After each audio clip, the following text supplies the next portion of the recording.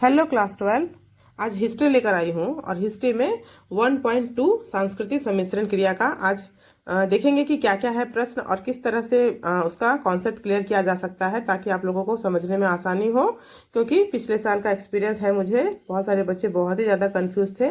प्रश्न आ जा रहा है पता नहीं कहाँ से, और आ तो रहा है सिलेबस से ही, चैप्टर से ही, लेकिन बच्चे इतने कंफ्यूज थे क्योंकि चैप्टर तो पढ़ते नहीं हैं। कन्फ्यूज़न का कारण था कि प्रश्न को समझ में नहीं आ रहा है कि 4 ऑप्शन में से आंसर कौन सा है। तो उसको ध्यान में रखते हुए हम अभी कॉन्सेप्ट क्लियर करते हुए बना रहे हैं प्रश्न, ताकि आप लोगों को कोई दिक्कत ना हो एग्ज़ाम में। जब पेपर आए, जब प्रश्न आए, तो आप लोग अच्छे से समझे रहोगे तो इसका आंसर भी कर पाओगे। तो चलिए स्टार्ट करते हैं हिस्ट्री से 1.2 सांस्कृतिक सम्मिश्रण क्रिया। स्टार्ट करते हैं प्रश्न। भक्ति आंदोलन की शुरुआत कहाँ हुई थी? और इंग्लिश में भी प्रश्न दिए गए हैं, तो जो इंग्लिश वर्जन वाले बच्चे हैं तो लाभ उठाइए। और आप लोग कमेंट भी किए थे पिछले साल बहुत सारे, तो मैं दे नहीं पाई थी, लेकिन इस साल प्लस पॉइंट है, हिंदी और इंग्लिश दोनों मीडियम वाले बच्चों के लिए फ़ायदा उठा सकते हो तो उठा लो, क्योंकि प्रश्न बहुत अच्छे से बनाए गए हैं। तो पढ़ना चाहिए ताकि आप लोग एग्ज़ाम में कुछ अच्छा कर पाओ। और फिर से एक बार प्रश्न पढ़ लेते हैं। भक्ति आंदोलन की शुरुआत कहाँ हुई थी? 4 विकल्प दिए गए हैं। पहला है उत्तर भारत, बी है दक्षिण भारत, सी है पश्चिम भारत और डी है मध्य भारत। तो आंसर होगा ऑप्शन बी, दक्षिण भारत।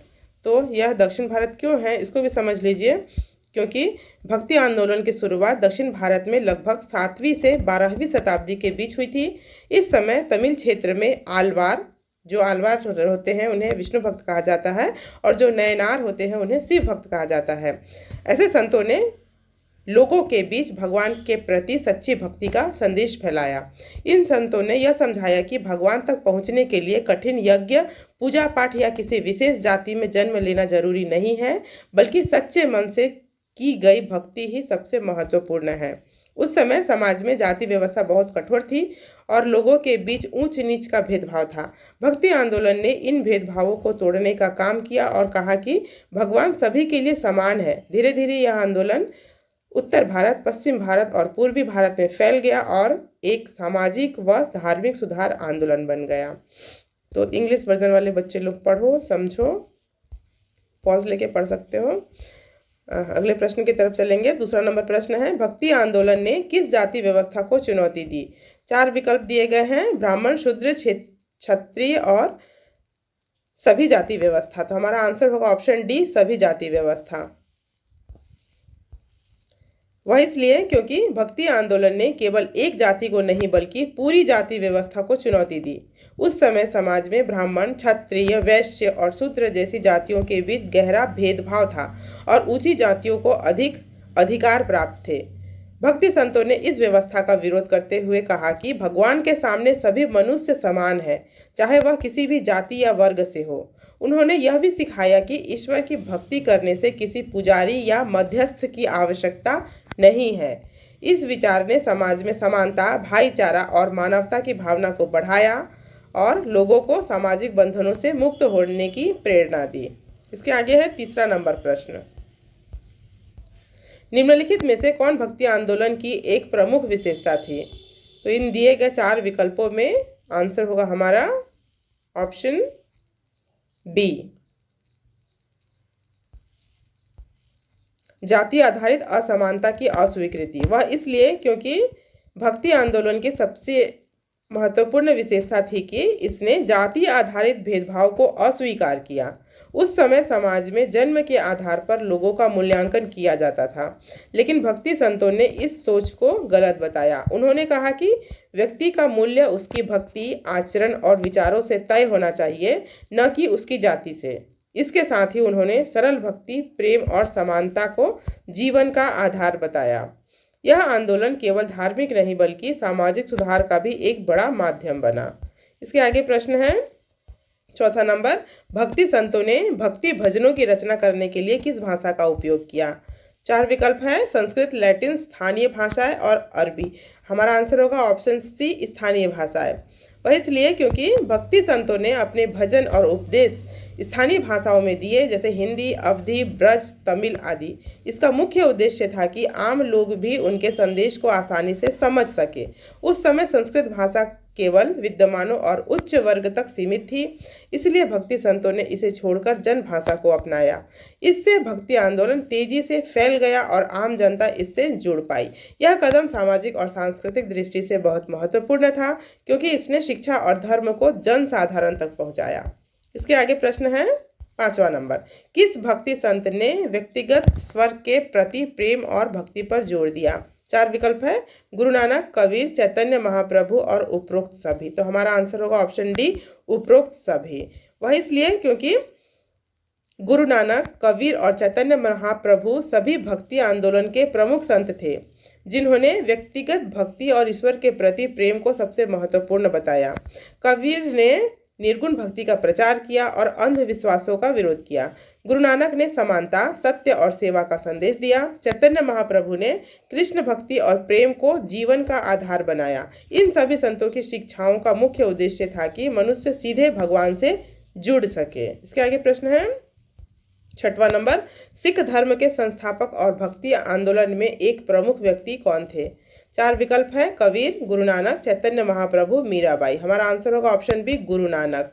गुरु नानक इसलिए होगा क्योंकि गुरु नानक सिख धर्म के संस्थापक थे और भक्ति आंदोलन के एक महत्वपूर्ण संत माने जाते थे। उन्होंने समाज में फैले भेदभाव, अंधविश्वास और जाति व्यवस्था का विरोध किया। उन्होंने सिखाया कि ईश्वर एक है और सभी मनुष्य समान हैं। उनके उपदेशों में नाम जपना, कीर्तन करना और वंड झकना जैसे सिद्धांत शामिल हैं। उनकी शिक्षाओं ने एक नए धर्म की स्थापना की और समाज में एकता और समानता का संदेश फैलाया।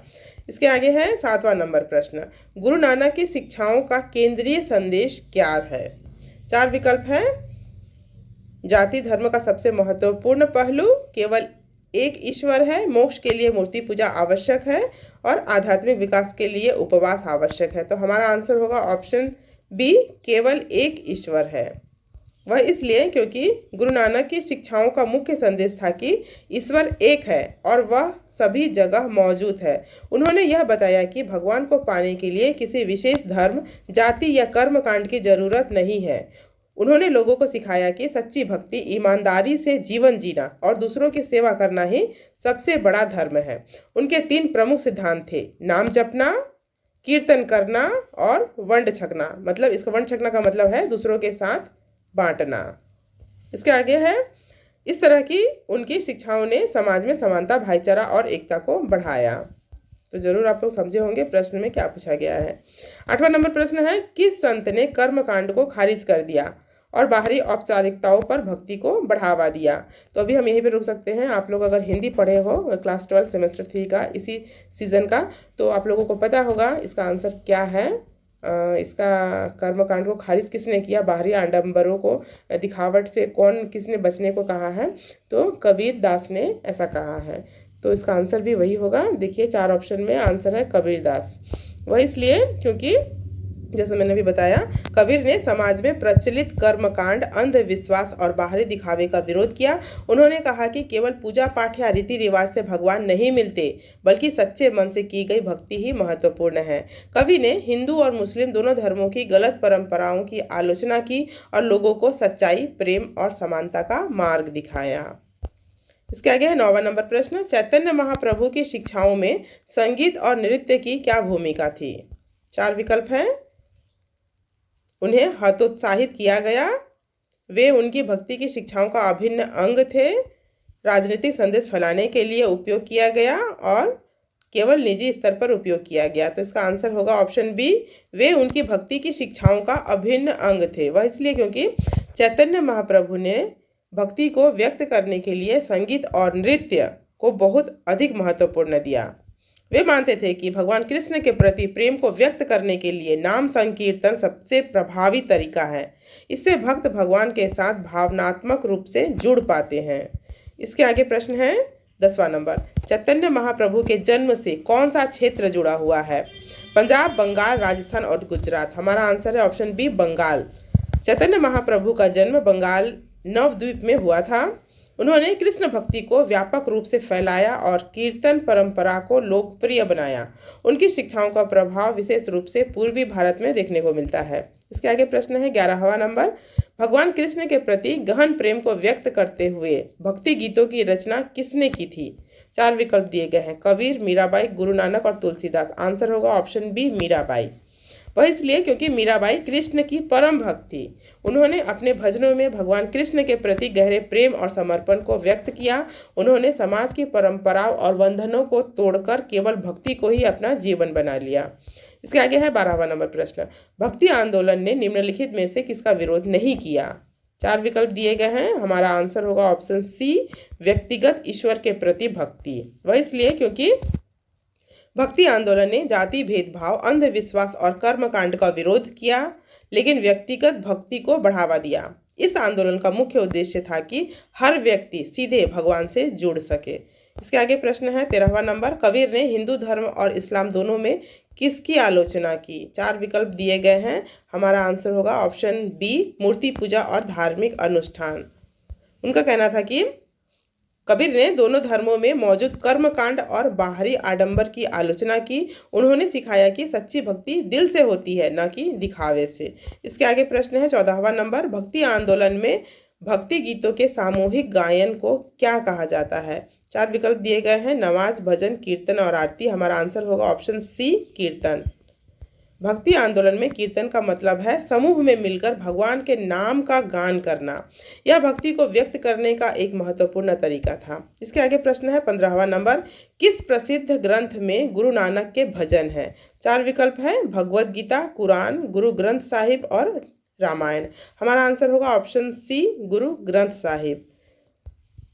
गुरु ग्रंथ साहिब सिख धर्म का पवित्र ग्रंथ है, जिसमें गुरु नानक और अन्य गुरुओं के भजन शामिल हैं। 16वां नंबर प्रश्न है, भारतीय समाज पर भक्ति आंदोलन का प्रमुख प्रभाव क्या था? 4 विकल्प दिए गए हैं। हमारा आंसर होगा ऑप्शन सी, सामाजिक समानता और धार्मिक सहिष्णुता को बढ़ावा देना। भक्ति आंदोलन ने समाज में समानता, भाईचारा और धार्मिक सहिष्णुता को बढ़ावा दिया।